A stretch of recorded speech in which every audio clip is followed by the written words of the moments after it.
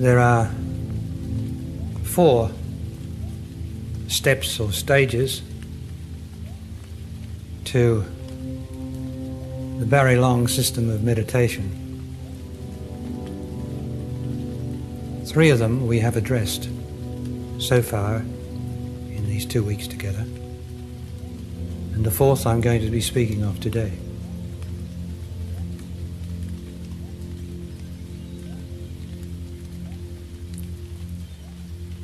The thing is to practice them. First thing first, as always, the first step has to be practiced. Otherwise you won't have the intelligence, sufficient intelligence, to do the second step effectively. But if you can do the second step effectively and continue to guard against not following the first step, you'll then be more effective in doing the third step. And the 4th step, which I'm going to speak about today, you do while still practicing the other 3 steps.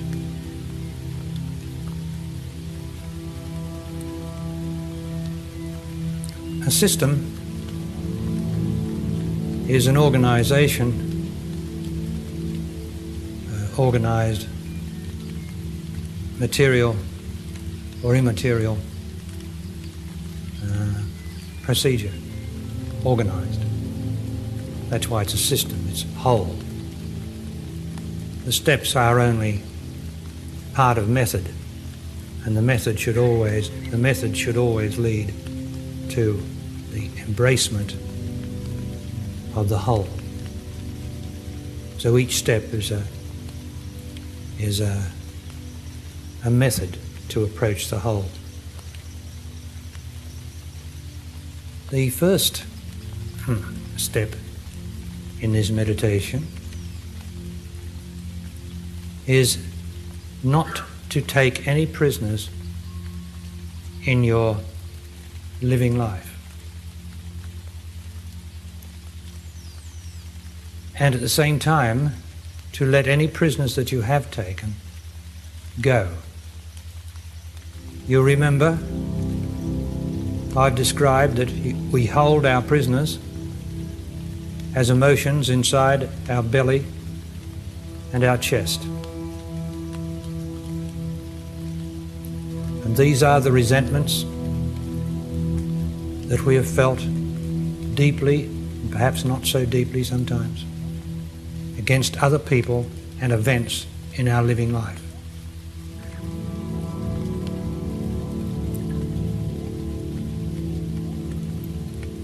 These emotions have led us to accuse and blame other people and other events for our life, which means that while I do not follow this first step of getting rid of my need to blame and accuse others for my life, I will not be free enough to effectively practice the next step. Because of the human mind repairs itself, the human mind and emotions which add up to the self, the human self, repair itself so quickly. We have to be forever on our guard against holding resentment against another person or other events.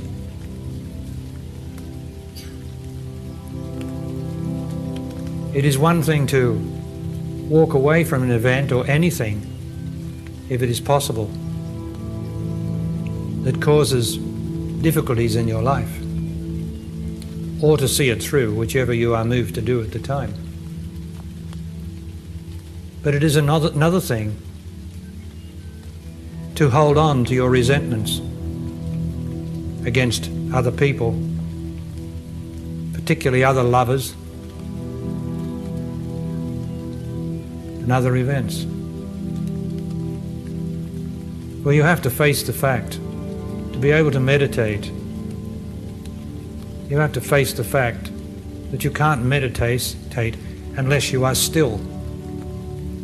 And while you hold emotional prisoners inside your belly or your chest, those prisoners are going to make a racket when anyone mentions their name or any events alluded to their existence externally or in the past. It will vibrate at the level of that resentment.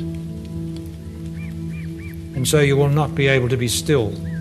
Oh, you'll be able to be still at other times, like many people are who do not practice this meditation that I teach. They're still sometimes. But to be still sometimes is to have someone behind you with a knife that sometimes stabs you in the back. Sometimes, not always. It's best to know your enemy, who is untrustworthy, who is unreliable, and that is your emotions.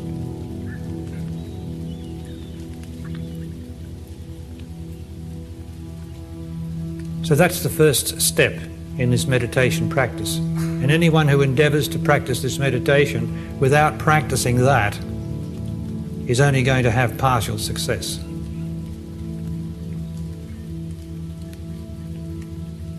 Not holding resentment against any other human being or event. Now these resentments are very, very cunning. And as you know, they hide in deep recesses in what appears to be this physical body, this inner physical body that we have.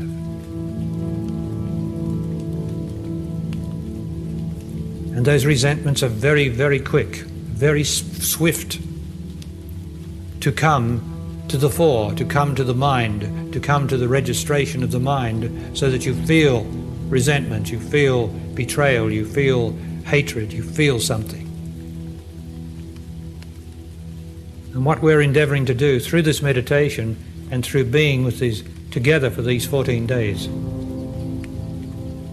is for you to be more intelligent, which means that you're so intelligent eventually that you outspeed any emotion. That is a gradual process to develop that speed. You don't do it like that. You have to practice, and you have to be moved to practice, otherwise you'll rush through it, you'll gloss over the point, and your practice will only be partial.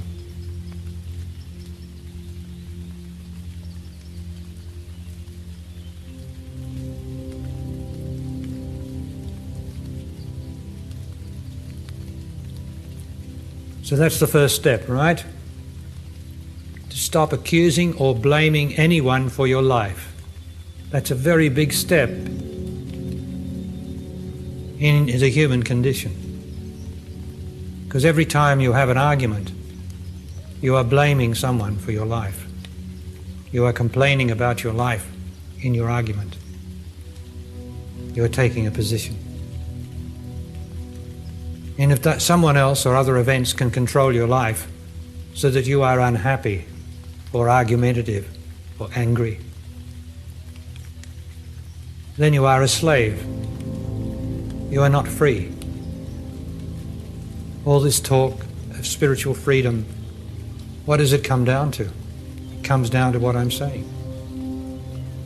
To be free of yourself, your own selfishness. That's all you've got to be free of. And accusing or blaming others for your condition is a selfish action.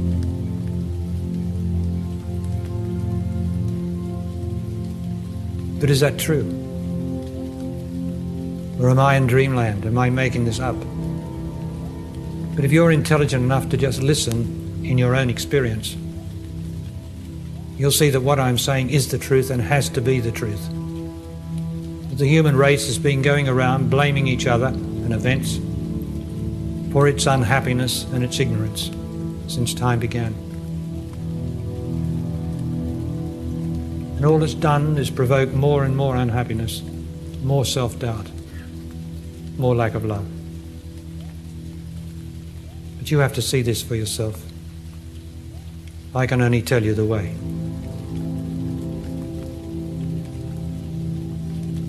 So that's the first step in this meditation. And it's very practical. It's not about imaging anything, is it? Visualizing anything, is it? It's not dependent on your imagination. It's dependent on the living fact of your living life and what goes on in your system. So you don't have to visualize anything to do this. It is absolutely practical because you are the experiment and you are the intelligence.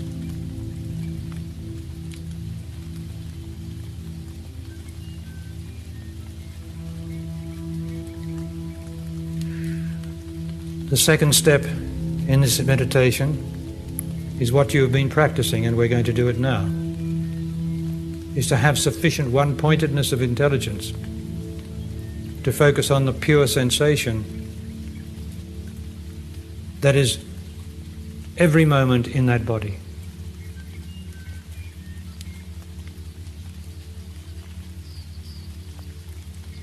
But this is a rare meditation. Most meditations start off with watching thought and all that sort of stuff, thought and emotions.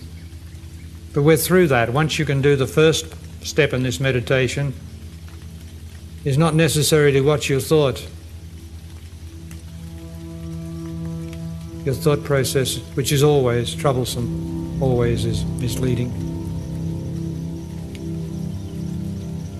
Once you practice the first step, you can then be practical with sufficient intelligence after time to focus on this pure sensation, which is the very origin of the senses of the physical body, which create the world and the earth around us.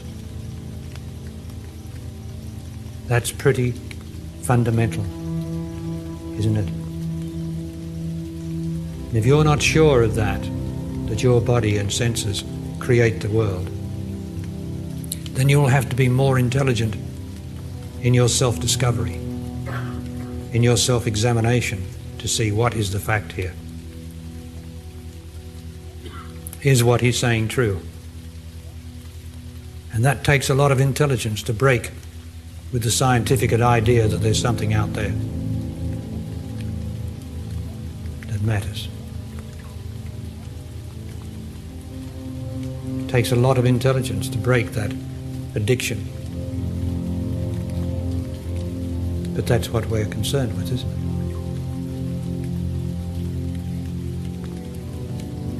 So you can focus now with your eyes open. You don't have to close your eyes. That's what we've been practicing. We've been practicing focusing on the hands, on the legs, on the back of the skull, on the thighs, to register, not to think I've done it, but to actually register it consciously now, in this moment. The drumming sensation that is always there as a whole of the physical body. To begin with, it's in the hands, it's in the feet, and this is how we approach it when we're not sure, when we're confused by the world, or when we're not sure what to do, although we've done it many times. The incessant movement of our mind and emotions covers it over and gets in the way. So it is a good idea to always begin at the beginning until you can go straight into the pure sensation. Begin with the hands, sensation in the hands, in the nose,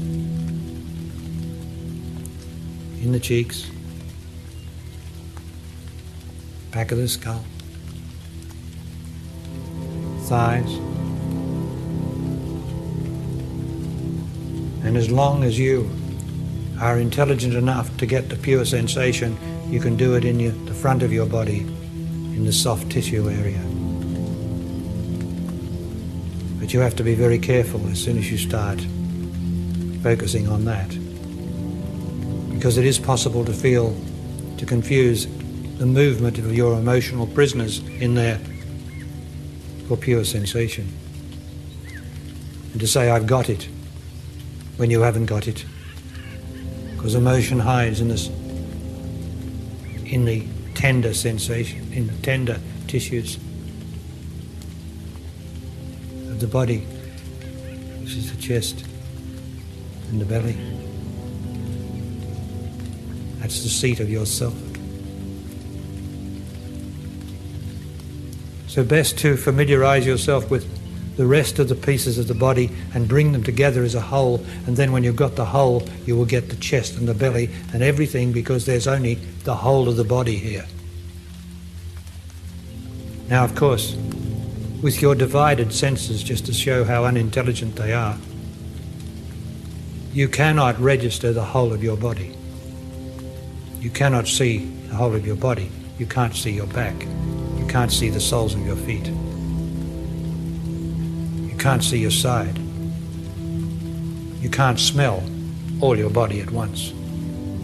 You can't lick or taste all your body at once.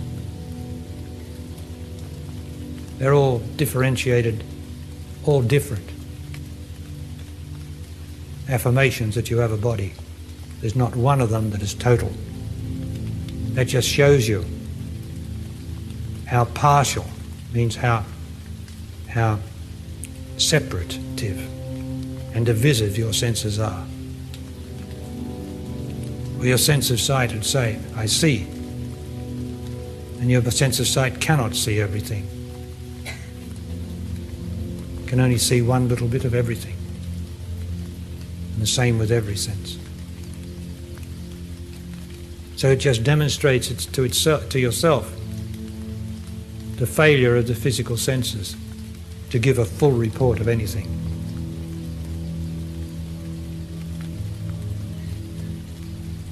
And then the human mind puts what the senses are reporting together and tries to draw a conclusion.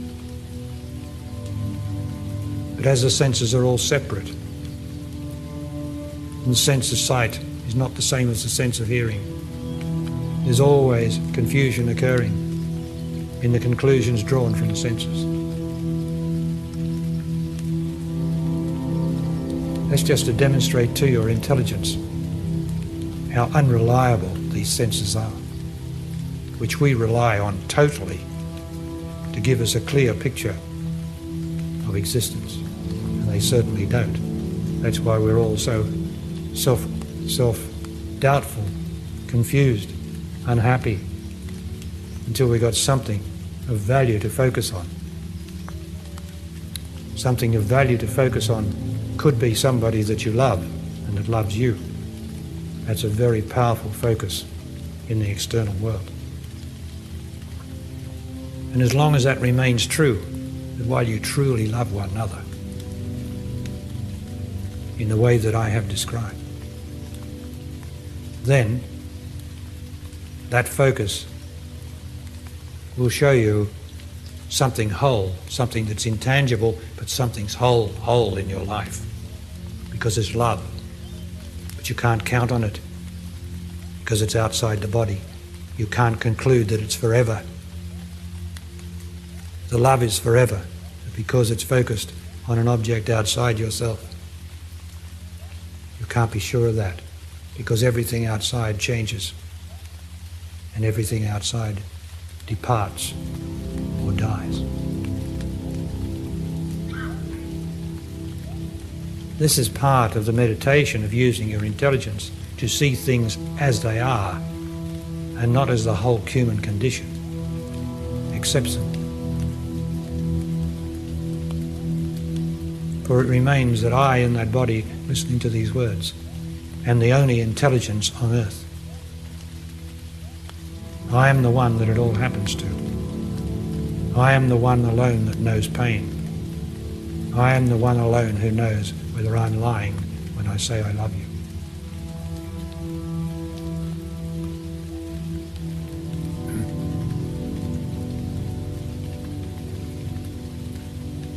So focusing back again now, and if you've lost it, if you've left it, back on the pure sensation in the body. After a time, you'll be able to go straight into the pure sensation of the whole body. This is not differentiated. This is not reliant on, oh, there's my arm, there's my leg, there's my this. No, it all is together in one simple, could we say abstraction? Well, no, it's physical. It's there. It's a physical vibration, even if it might be abstract. It's there.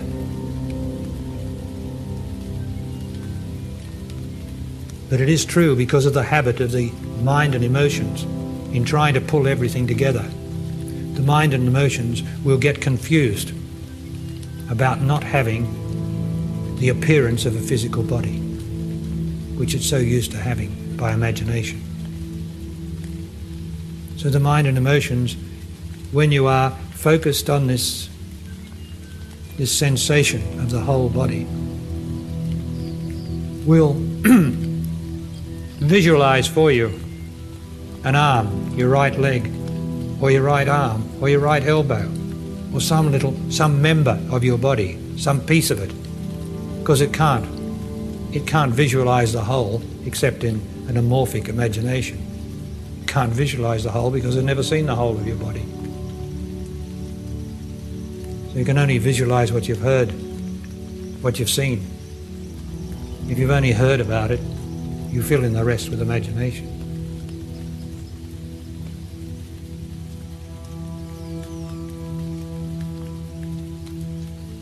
So when you've done this enough, you can go straight to the sensation itself, the whole sensation of the body. And I tell you again, to demonstrate your intelligence, to break away from the scientific rationalism and scientific materialism. Eventually you will see that the whole human body, with all its senses, comes out of this extraordinary fundamental vibration which you are addressing now with your intelligence. I've focused on.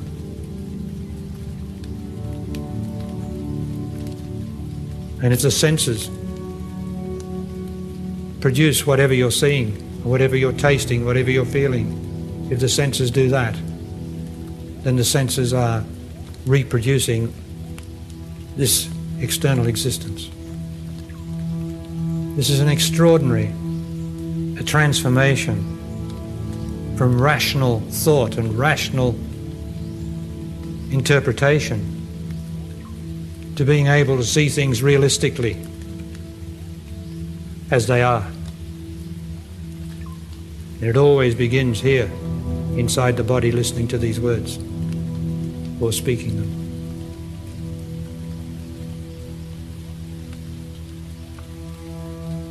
So that's step 2 in this meditation.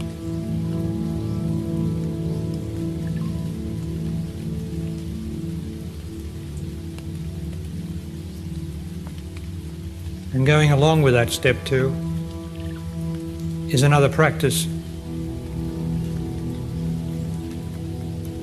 And that is the practice of being grateful for what you have.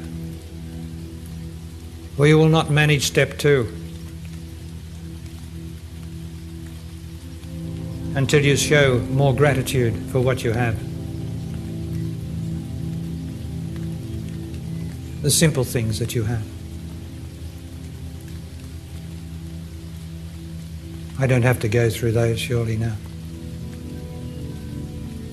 Everybody has some good in their life. Every single one of you. But the focus of the mind and emotions is on what's apparently not good in your life, your problems, your difficulties, your unhappiness, what somebody's doing to you, what some other event is doing to you. When there's so much more that is good in your life or right in your life than the other. But it is the condition of the human, because we are so interested in the media, which enjoys causing conflict and exposing scandals more than the good in the life of the journalist. We're interested in all that stuff, so that's our human condition, and that shows what we are interested in and why it is so difficult for humanity to be intelligent.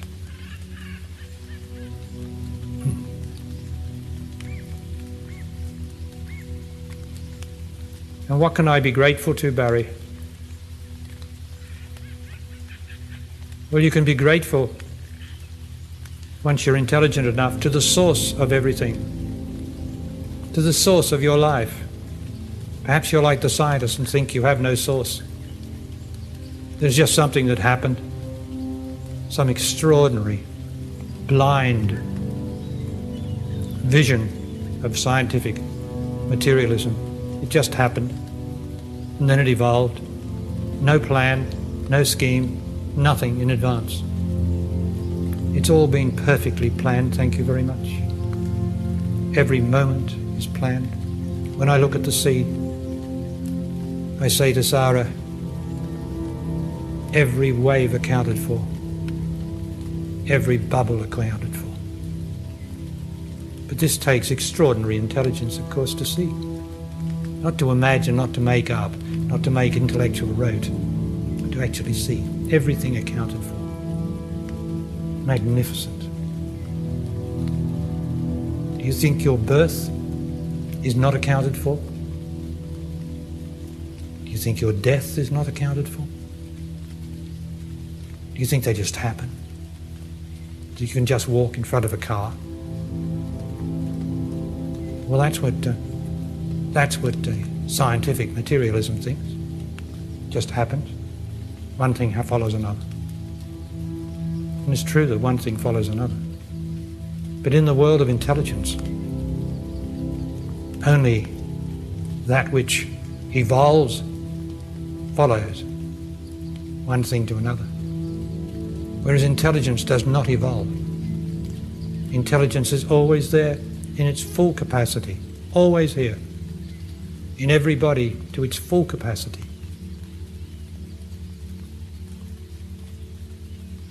Well, what prevents it from operating to its full capacity is the number of short circuits in the system, the number of attachments to ignorance, attachment to mistaking attachment for love, all the self-considerations, the selfish considerations, all short-circuited. And so the intelligence eventually is reduced down to the mass that we call human, the human condition, which is the cause of all the wars and all the deaths, all the widows and all the childless children, all the divorces, all the single mothers. It's due to the human condition, not due to it, not due to the intelligence.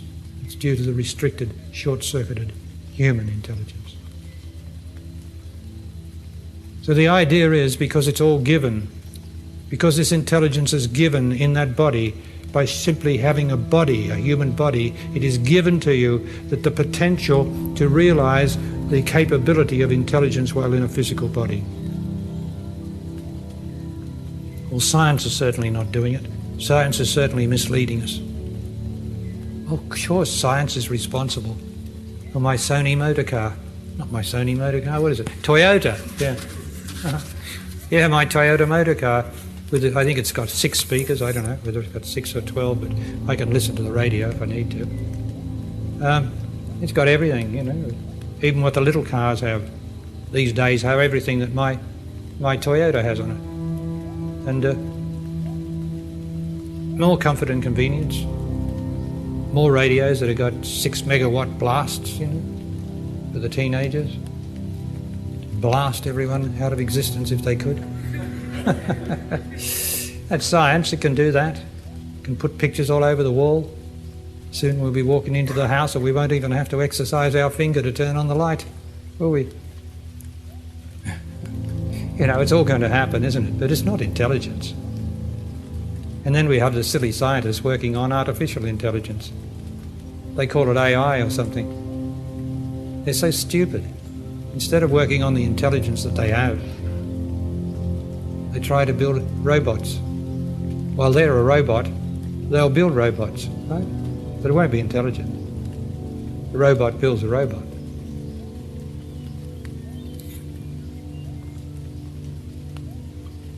So then we come to the third step in this meditation, which is to realize life. First of all, I have to see with my own intelligence something. I have to see this not intellectually like the scientist sees things intellectually, but with the intellect, a reflection on the intellect, which is a reflection on the fact, the abstract fact of things. To see, when my son or daughter ask what's it about, to say just simply, come and we'll have a look at some dead beetles out here. Come have a look at that beetle there. Or that leaf there. What's happened to it? It's dead. That's right. Why is it dead? There's no life in it. Absolutely right. Now come along. I want you to see your dead grandmother. Ah, they said I shouldn't see those sort of things. They say that's too morbid for me. You come along with me and I'll make you more intelligent than morbid. There's your dead grandmother. Why is she dead? Well, you can see she's dead, Dad. You can see she's dead, can't you? Yes, I can see she's dead, son. I can see that. But why is she dead? She hasn't got any life in her. That's right, son. Most of the human race can't see that. So you're a genius. As they say, it's as plain as the nose on your face. Yes, yes. When something's dead. So can you see that the reason you're not dead is because there's some extraordinary principle that's keeping you sitting on the seat? It's keeping you from falling over, because if you ever had a fainting attack, first thing you do is fall over. Straight down, like a pack of cards. Chum. That's a temporary withdrawal of the vitality, indeed, not of the life. When the life withdraws, you go down like a pack of cards.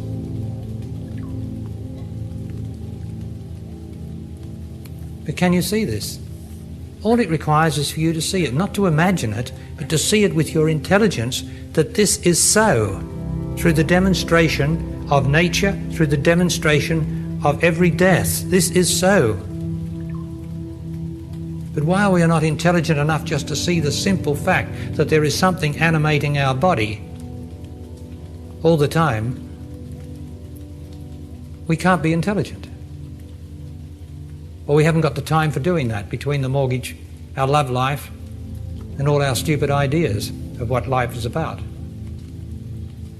We just don't have the time for anything intelligent.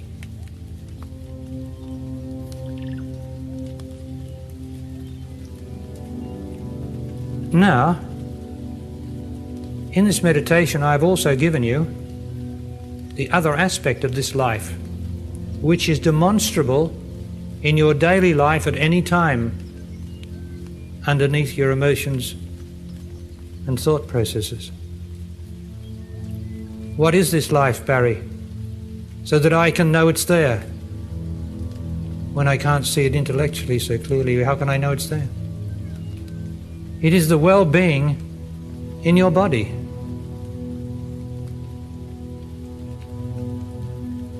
Everybody on earth has well-being.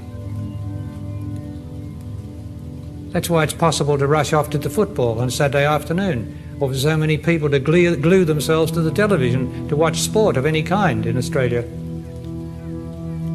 Because they have well-being. They don't have any sickness or illness to distract them from the main event, which is looking through the senses and being entertained by sport or anything else. The well-being's there all the time, like now. But of course it's subtle. But isn't life subtle? My God, life is so subtle. Subtle means almost impossible to register for anyone who's not intelligent enough. His speed of intelligence hasn't reached sufficient speed to register this subtlety of life. Now, you couldn't go on if it weren't there. When it's not there, you're worried sick. When it's not there, you're staggering around, wondering what to do with your life, because the well-being is reduced. The well-being goes on even under the illness. It's there even under the pain. If there is pain, and especially if there's no pain, how easy it is to find the well-being. How easy where there's no pain. Because physical pain is the only real distraction from well-being, not emotional pain. That's selfish distraction, self-imposed. Lack of intelligence.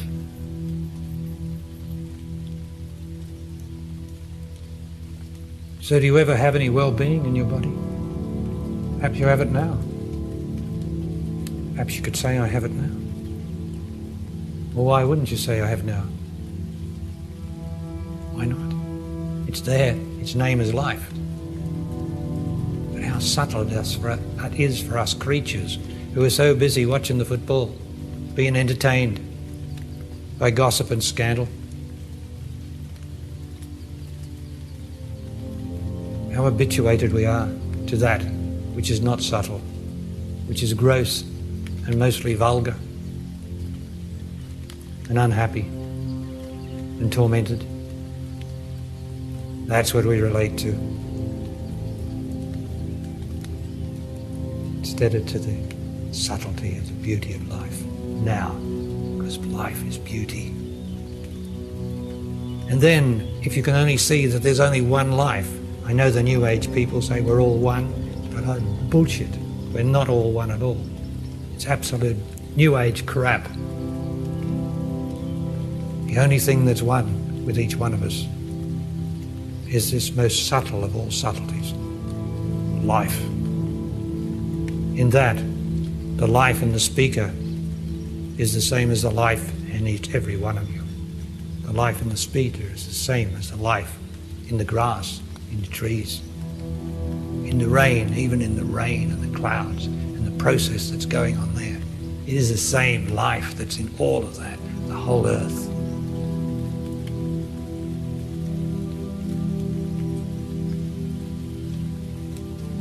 But are you intelligent enough to just get a glimpse of this? The glimpse is the beginning.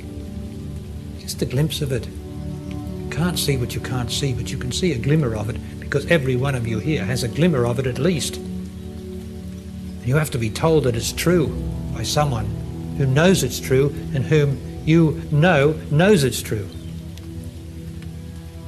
Once you're told that, because we're always looking for guidance.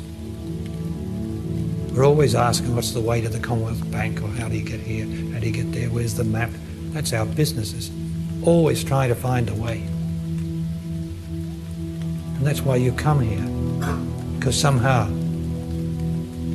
you have the necessary knowledge to know that there's something here that knows the way, that knows what it's talking about, which is the rarest thing in this existence, is to find somebody who knows what they're talking about. Because of human complication.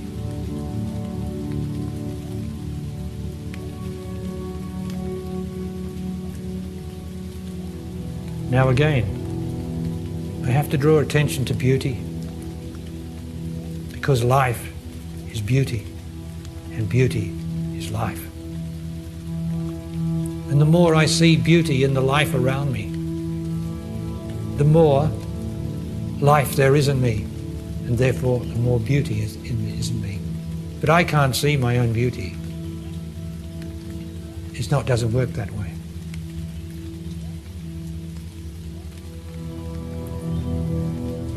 The more I see beauty in the life around me is the beauty of the grass, the beauty of the trees. But I really see the beauty of it because that's my life.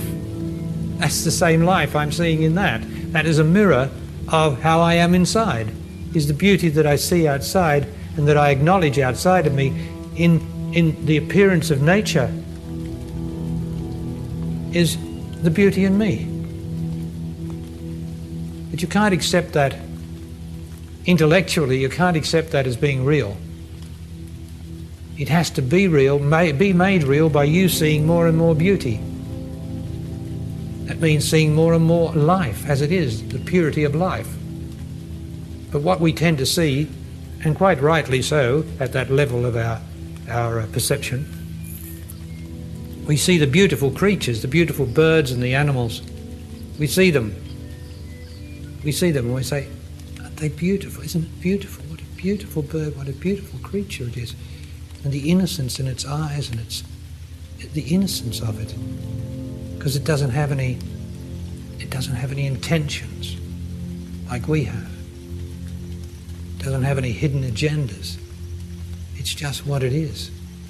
And it's so refreshing to see what something is rather than what something says or what something wants to be. So refreshing. But that is the way to see the life. And not to be misled by living.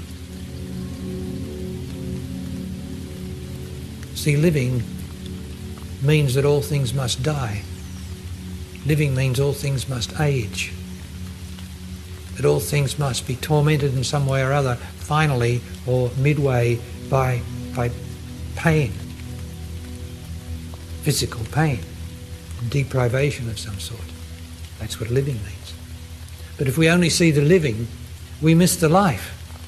Because life is forever and ever.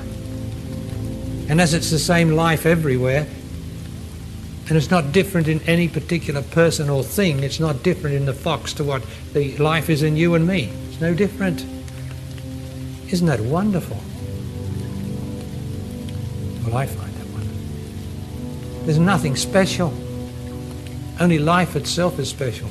Life forms are not special. Your form and my form's not special, or it wouldn't die. What's special doesn't die. And life, which we all share and have, and is a beauty all around us, this we all have.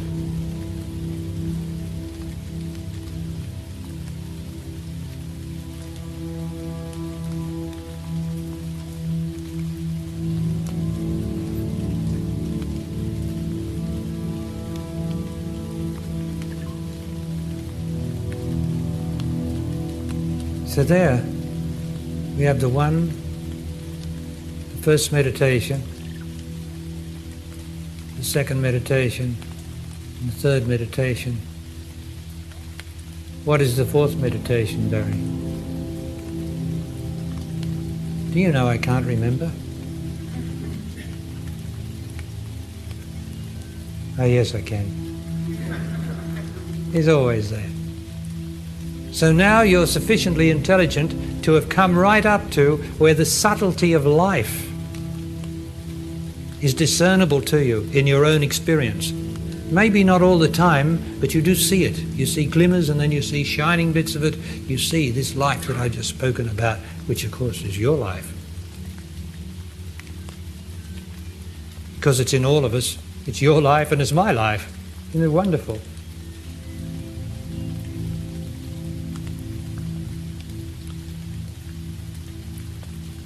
Now you will notice that in the demonstration, in these 14 days of what it is to become more intelligent, I've introduced knowledge that no one has ever said before in this existence that's ever been recorded anyway, of the cosmos.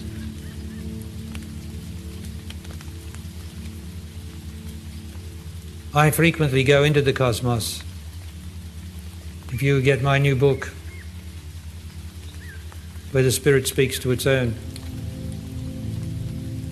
you'll see that I say in one part of it, which is quite autobiographical in places, that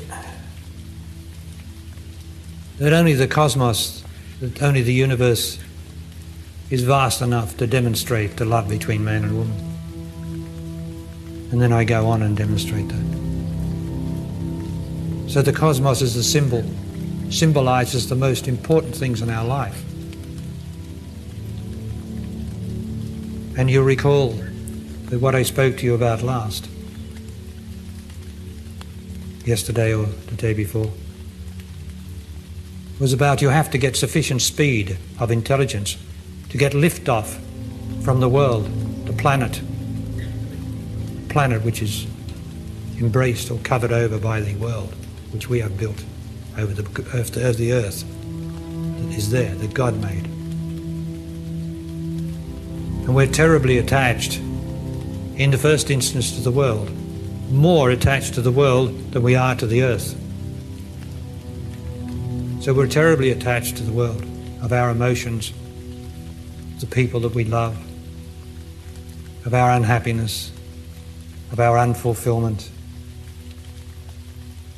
of our self-doubt. We're attached to that. And it takes enormous lift-off speed to get out of the tremendous magnetic pull of the world. And as I described to you, the more speed of intelligence that I get, the higher I can rise in that area between the Earth and the Moon, the orbit of the Moon. For the orbit of the Moon marks the limit of the human intellect. And that marks the psyche right through there to the Moon.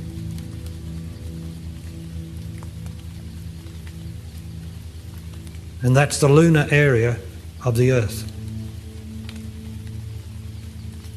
Now the Moon, is the closest planet to the Earth. So therefore, it has to have particular significance. I mean, you can't deny that the Moon is the closest planet to the Earth. Nobody can deny that. It is so. That's as is, given as is. So what's as is supposed to represent? Is it supposed to represent just your emotions, like the astrologers say? It's supposed to represent just nature and all those sort of inherited, sort of picked up ideas? No, what I'm saying is the truth. The lunar world represents the extremity of the human intellect can go. And all the way up to that is a refinement in intelligence, a refinement in which more and more of the mystery of life and the mystery of living and the mystery of death and life can be seen. So what's on the other side of the Moon, Barry? Well, let us look at what's on the other side of the Moon. You all know, you've been to school, you all know these things, they've been given to us. You know what's on the other side of the Moon. When you leave the other side of the Moon, what do you enter? You enter the solar system. All the planets are within the solar system. The solar system is not the lunar system, not the Moon system. The solar system is not the Mars system or the Venus system. They are all contained in the solar system. Is this true or is it not? It is true. It's the way it is. So what's the next step, Barry, in this meditation? Well, it's logical, isn't it? Because everything that I say is logical. What the scientists say is not logical. They never put first thing first. I put first thing first, which is the cosmos, the universe.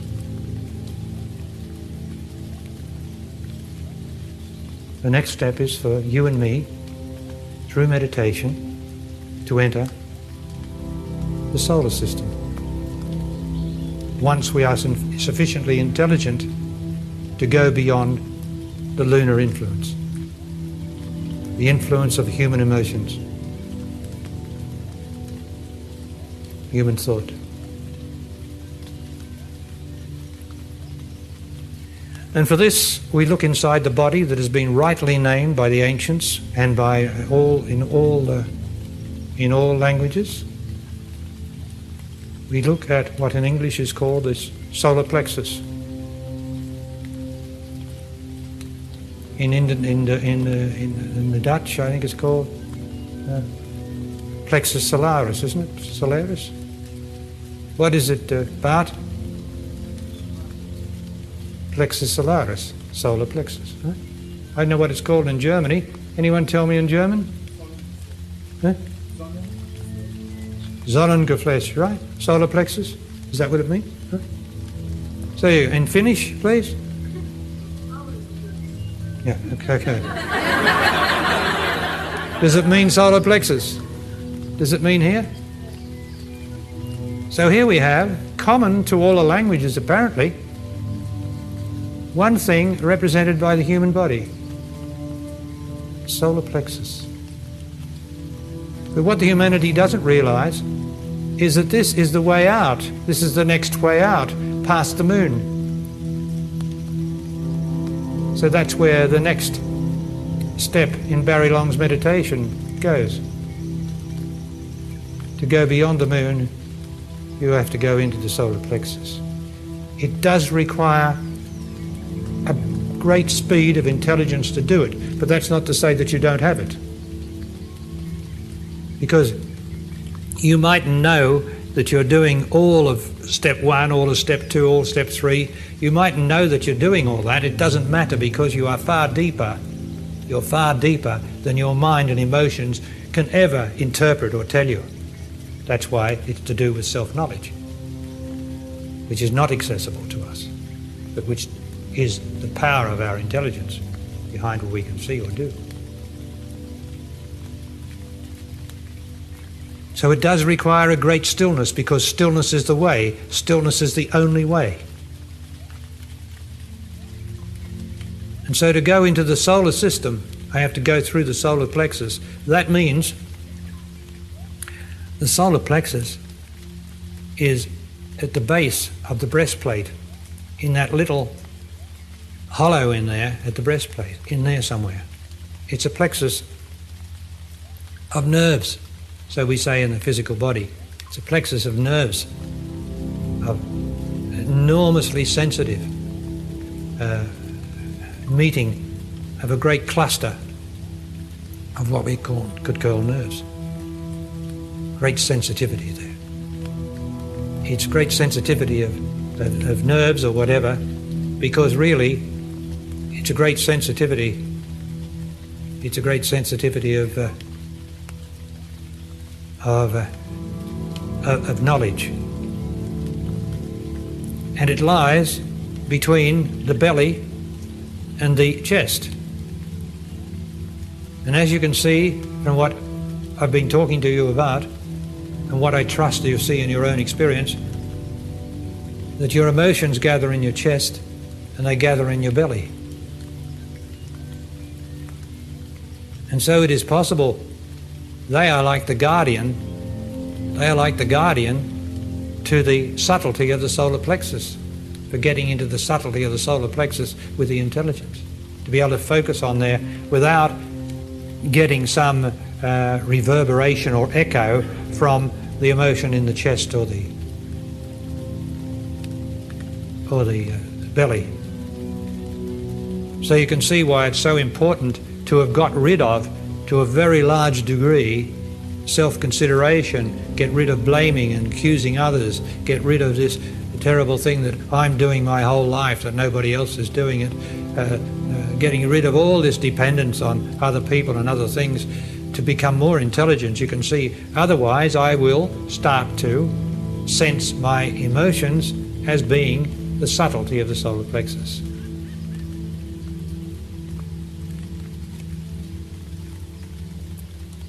So let us do this now, please. Close your eyes. It's very important that you be relaxed, that you don't try. You must not try. You must not try to do anything. Just be relaxed. Relax the whole body. And now, first of all, you focus on your legs and your hands and pure sensation until you get the whole sensation of your body as a whole. If that's possible, You do that when you can. Whole sensation of the body. As much as you can. But just because you don't get the whole sensation of the body doesn't mean that you can't go on to the next step.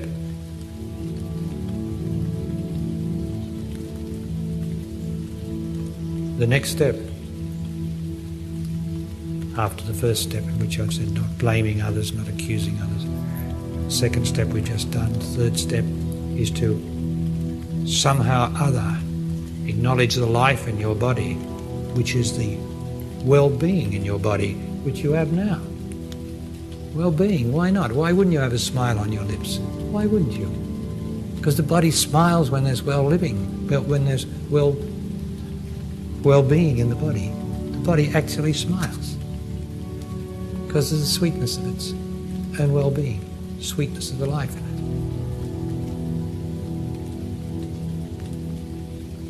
And then next, you focus on the subtlety. You put the intelligence on the solar plexus.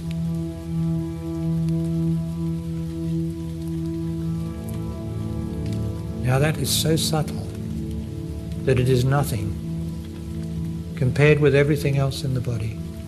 The solar plexus, the solar sphere, is as nothing.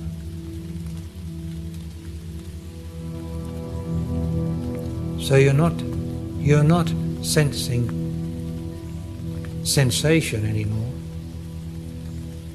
You're not sensing well-being anymore. You've passed through both of those, and you are now focused straight on the solar plexus of the body. It requires great stillness.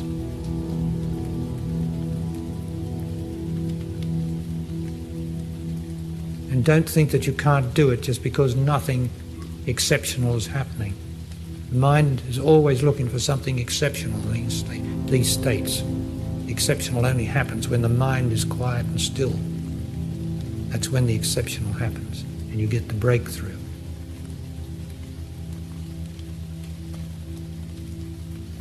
So I've said all that I can say at this time about this extraordinary breakthrough into the solar system.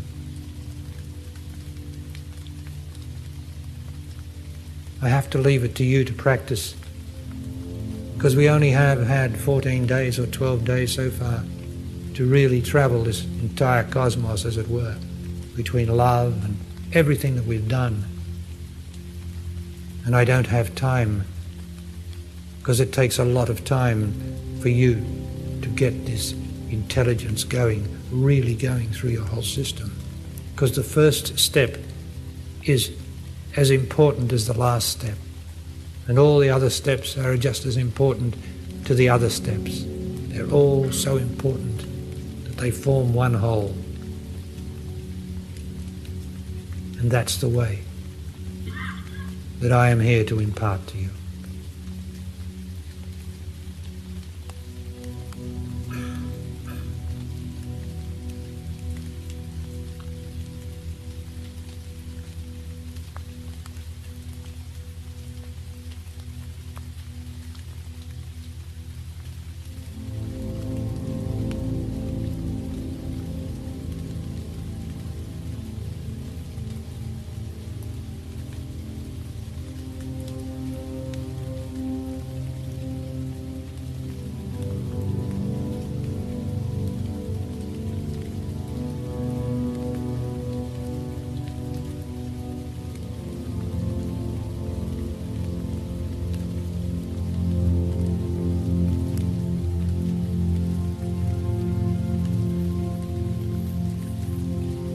Now nature, you can hear that crow.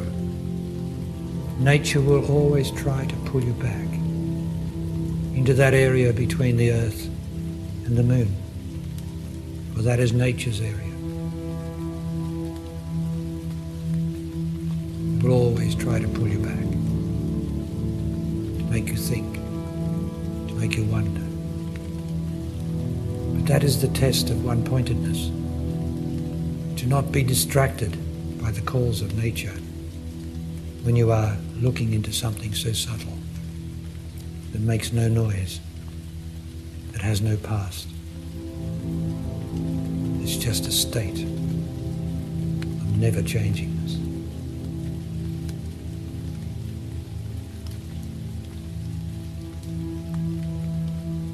So I leave it to you to practice all this great system of meditation and see for yourself where it leads. For I cannot tell you where it leads. You have to discover that for yourself. I can only tell you that it works, and that it has worked for others who are here this very moment, in this room, sitting with you.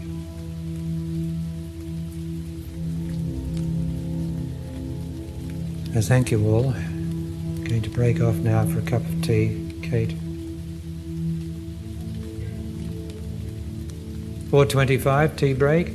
I'll see you then. Meanwhile, if you go into the garden or anywhere around, you can practice this as any of the 4 steps. Can't you? Thank you.